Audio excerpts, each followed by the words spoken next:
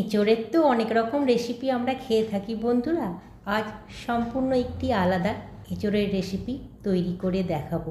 সাদা এঁচোড়। সাদা এঁচোড় দুর্দান্ত স্বাদের হয়। এই জন্যে আমি এখানে আধখানার বেশি এঁচোড় এইভাবে ডুমো ডুমো করে কেটে নিয়েছি। সাথে একটু জয়িত্রী নিয়েছি, এক টুকরো জায়ফল, খুব সামান্য, এতটা ছোট হবে, একটা বড় এলাচ, এটা একটু ফাটিয়ে নেব, আর দুটো ছোট এলাচ নিয়েছি, দুটো লবঙ্গ আর একটু দারচিনি নিয়ে এগুলো একটু থেতো করে নেব প্রথমে। তারপরে এঁচোড়টা প্রেসারে একটু জল দিয়ে মশলাগুলো দিয়ে দেবো, জায়ফল, জয়িত্রী, এলাচ, সাথে একটু লবণ দিয়ে নেব, দিয়ে এটাকে একটু একটা সিটি দেবো। এখানে কয়েক টুকরো রসুন আর দুটো পেঁয়াজ ছোট ছোট টুকরো করে নিয়ে পেস্ট করে নেব প্রথমে। আর সাথে একটু বেশি দই আর একটু চারমগজটা প্রথমে জলে ভিজিয়ে রাখতে হবে, সাথে 100 গ্রাম দই, এই দুটো একসাথে পেস্ট করে নিতে হবে। মশলাটা তৈরি করে তারপরে এঁচোড়টা রাঁধতে চলেছি। সাদা তেল দিয়ে দিলাম, দুটো শুকনো লঙ্কা দিয়ে দিয়েছি, একটু ভাজা হলে এক টুকরো শুকনো লঙ্কা তুলে রেখে দেবো। একটু ঘি নিয়েছি, সেই ঘিয়ের বাটিটায় দু টুকরো শুকনো লঙ্কা তুলে রাখলাম, আর দু টুকরো তেলের মধ্যেই ভাজছি ফ্লেভারটা আসার জন্য। এরপরে কয়েকটি তেজপাতা দিয়ে দিলাম, আর একটা ছোট এলাচ থেতো করে দিয়ে দিলাম। খুব সুন্দর একটা গন্ধ বেরোলে পেঁয়াজ আর রসুনটা যেটা পেস্ট করে রেখেছিলাম সেটা দিয়ে দিলাম। এবার এটাকে একটু কষে কষে ভাজতে হবে, একটু লাল করে ভাজবো, শুকনো শুকনো করে ভাজতে হবে যাতে রসটা মরে যায়।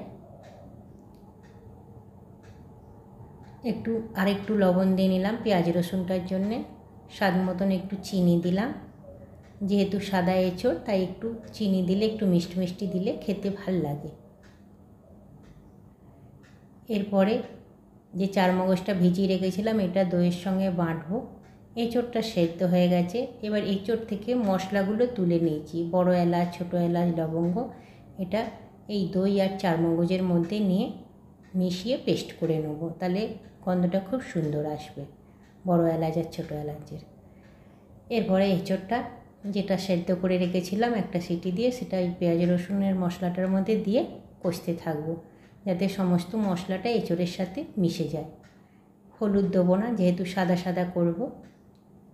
সাদা এঁচোড়ের রেসিপি একদম ভিন্ন স্বাদের হয়। আমরা চিংড়ি দিয়ে এঁচোড় খাই, আচারি এঁচোড় খাই, আরও নানা রকমের এঁচোড় খাই, এটা একটু অন্যরকম টেস্টের হয়, খুব ভাল লাগে খেতে। একটা টেস্টের জন্য একটা কাঁচা লঙ্কা চিড়ে দিয়ে দিলাম,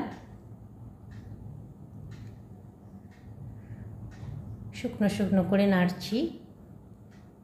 এরপরে এঁচোড়টা সরিয়ে একটু জায়গা ফাঁকা করে নেব, তার মধ্যে কাজু আর চারমগজের পেস্টটা দিয়ে দেবো। চারমগজের বদলে আমরা কাজুও দিতে পারেন, আমি এখানে চারমগজ দিয়েছি, কাজু দিইনি।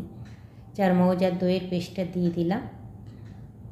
চারমগজ দইয়ের পেস্টও দেওয়া যায়, কাজু আর দইয়ের পেস্টটাও দেওয়া যায়, এটা আপনারা আপনাদের ইচ্ছে মতন দিতে পারেন।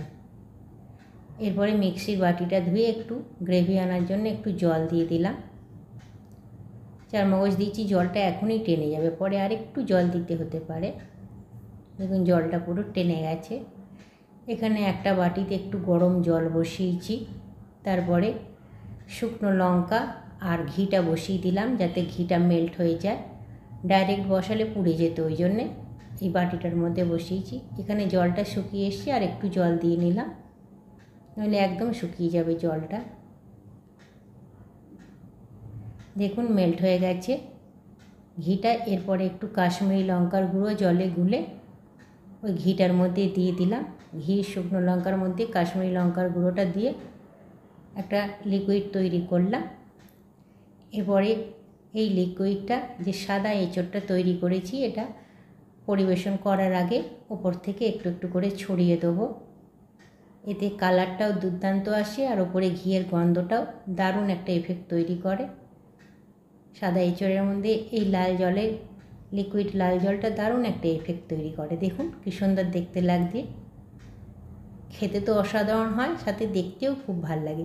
প্লিজ একবার তৈরি করবেন বন্ধুরা, আর পাশে থাকবেন। নমস্কার।